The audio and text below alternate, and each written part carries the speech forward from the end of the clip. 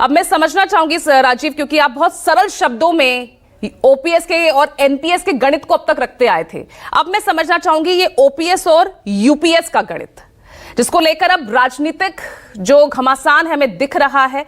विपक्ष फिर से यहां पर आरोप प्रत्यारोप का दौर शुरू हो चुका है। कर्मचारी संगठन भी कुछ खुश नजर आ रहे हैं, तो कुछ एक बार फिर से ओपीएस की ही बहाली हो उसके लिए नई लड़ाई लड़ने की बात कर रहे हैं। विजय कुमार बंधु हमारे साथ इसी सिलसिले में मौजूद है। तो क्या ओपीएस के बदले ये यूपीएस, ये पेंशन की टेंशन खत्म हो गई है या एक नए राजनीतिक घमासान की यहां से शुरुआत दिख रही है?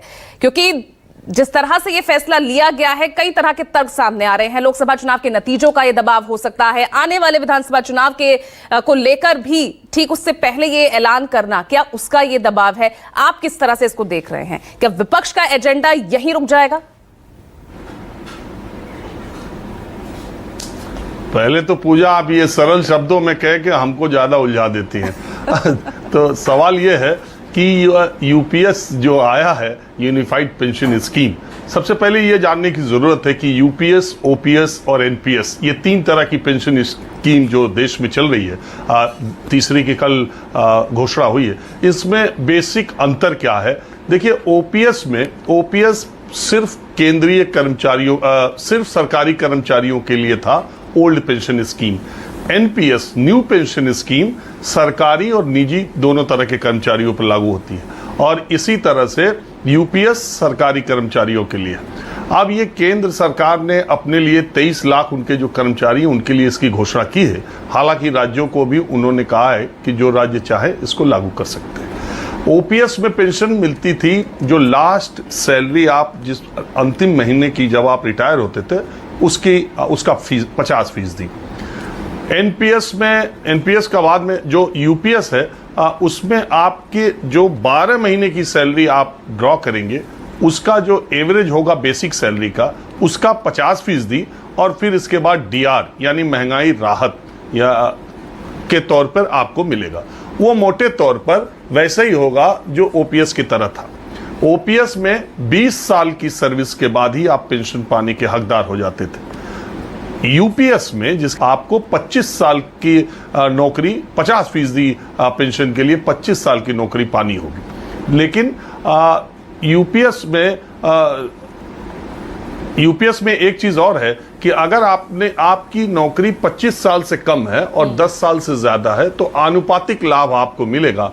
10 साल की नौकरी वाले को मिनिमम 10,000 रुपए मिलेंगे।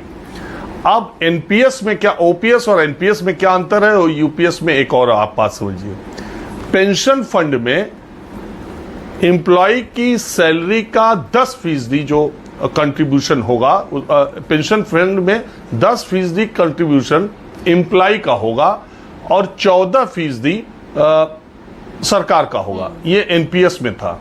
यूपीएस में 10% एम्प्लॉय का कंट्रीब्यूशन होगा, लेकिन सरकार की तरफ से जो एनपीएस में 14% था, उसको अब 18.5% बढ़ा दिया गया। तरफ से जो एनपीएस में 14% था, उसको अब 18.5% बढ़ा दिया गया। ओपीएस जो कि पुरानी पेंशन स्कीम है, उसमें कर्मचारी का कोई योगदान नहीं होता था।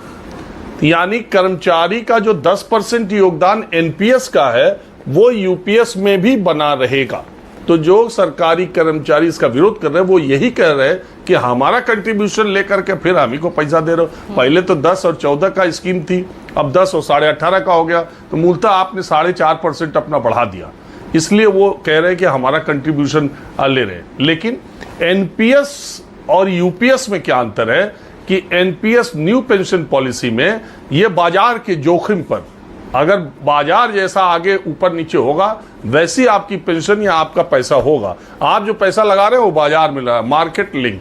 आप देखती होंगी, आप इंश्योरेंस या आप कहीं इन्वेस्टमेंट करते हैं, तो एक होता है मार्केट लिंक प्लान और एक होता है सम एश्योर्ड कि आपको इतना मिलेगा ही मिलेगा। एक होता है कि अगर बाजार ऊपर गया तो आपको ज्यादा मिलेगा, बाजार कम आया तो ज्यादा मिलेगा। एनपीएस में ये खतरा था, वो जो लोग रिटायरमेंट पाए उसमें ऐसा ही हुआ, बाजार गिरा रहा, तब उस समय उनका बहुत कम पेंशन बनी। लेकिन यूपीएस आपको गारंटीड पेंशन की व्यवस्था करता है, ये फर्क है। और एनपीएस में आपका जितना फंड होता था 10% आपका 14% सरकार का मिला करके जब आप रिटायर होते थे जो भी फंड होता था बाजार के हिसाब से उसका 60% आपको एक मुश्त मिल जाता था और 40% पेंशन में जाता था जो महीने के हिसाब से आपकी पेंशन बच जाती थी।